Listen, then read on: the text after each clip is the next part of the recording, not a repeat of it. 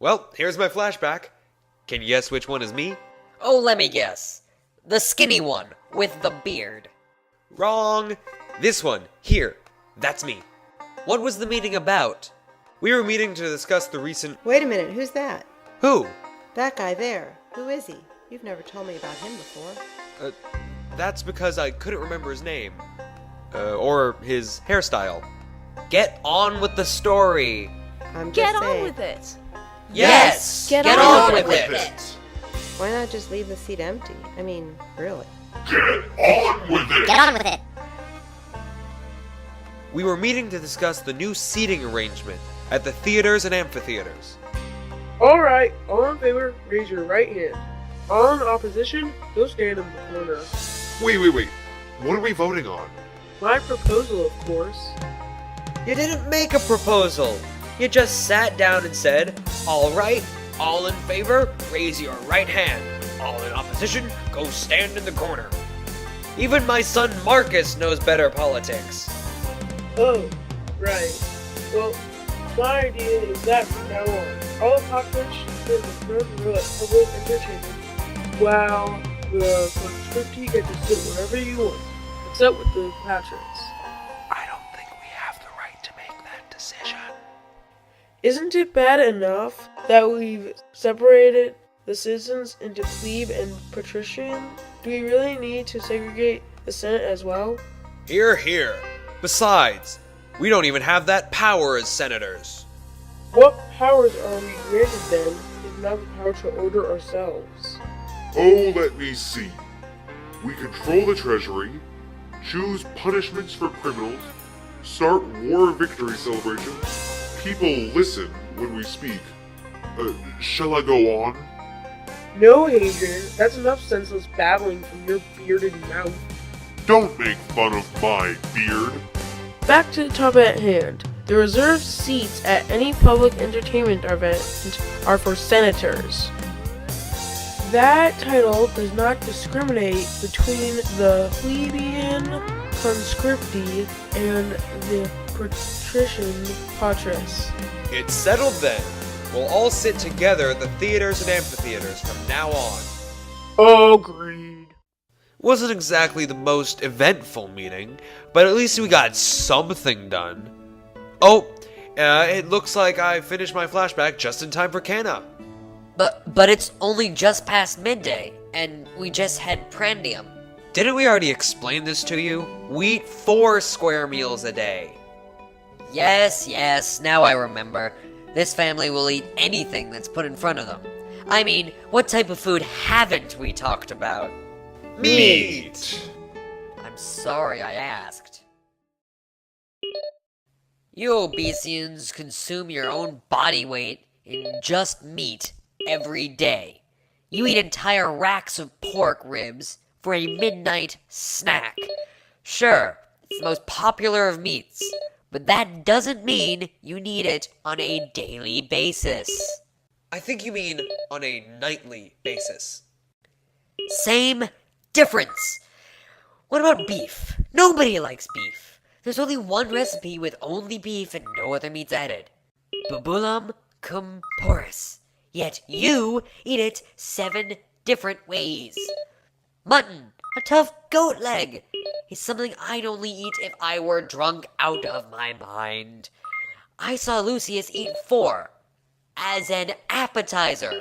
Asparagus actually had a bite of that. Bark, bark. Bark.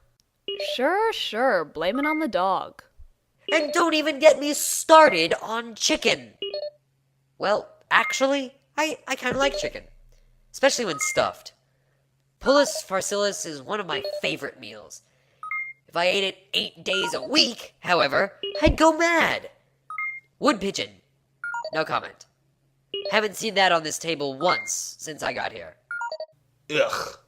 Why would we eat pigeon? That's revolting. Besides, other birds are so much more elegant. Peacock. That's right, Tertia. Peacock is a very pretty bird. I love the huge peacocks they serve on holidays. They always seem to be cooked just right. What about hare? I haven't seen any of those on the table. That's one of the meats Fessus forgot to buy. Oh, of course. The only reason I haven't seen it is because the slave forgot it. One of those gray furry things around the boars, which have yet to leave the table. Dormice, of course. Dormice? You eat rodents on the side of hulking wild hogs? Yes. Well, I'm on the topic. What about these massive chunks of meat? You've got these wild boars sitting in the middle of your dinner table. I'd say Asaturum is a fairly sized portion. It's not one portion. That much food would feed most of the rest of Rome for one meal, if not more. Yet you leave 3 on a dinner table for 3 meals. Why? Why wouldn't you just eat it during the first meal that you have them on the table? It makes our animators' job so much easier if we don't eat while on camera. Oh. I, hadn't thought of that. Probably because you don't think. I don't think I like Aulus's opinion about us, Pater. Now, Gaius. He's our guest. He reserves the right to be rude. I don't see your logic there, Frater. I bet our sister knows what I mean. Right, Caecilia?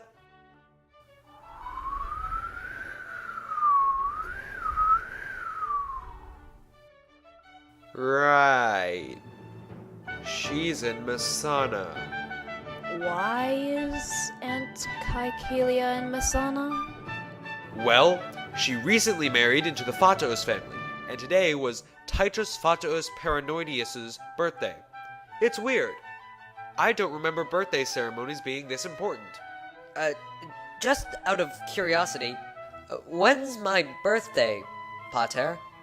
I don't know. None of us do. There's no record that you existed before that day, 4 years ago. Well, if you insist, I suppose we can just tell Gaius's story. That was the day you decided it would be a good idea to eat Kenna in the atrium, just to make things interesting.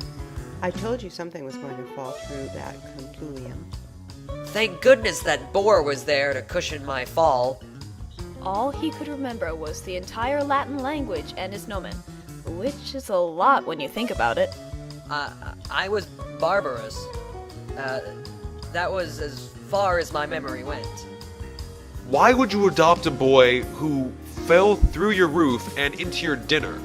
Once again, I fail to see the method to your madness. I suspect I felt sorry for the poor puer. A boy with no memory of who he was or how he got here. He couldn't remember dates or times of important events in his life, or in the life of the nation. He also seemed a bit skinny. You could fix that with an appetizer. Shut up, Aulus! We had 3 options at that point. Adoptio, adogatio, or we could kick him out and leave him on the streets. He's got your nomen now, so I guess you chose Adoptio. Yep, I am an official filius familius of the Obeseus. And you're in the Kenosis family, too. You should have fallen through my roof. Then you could have done something with your life.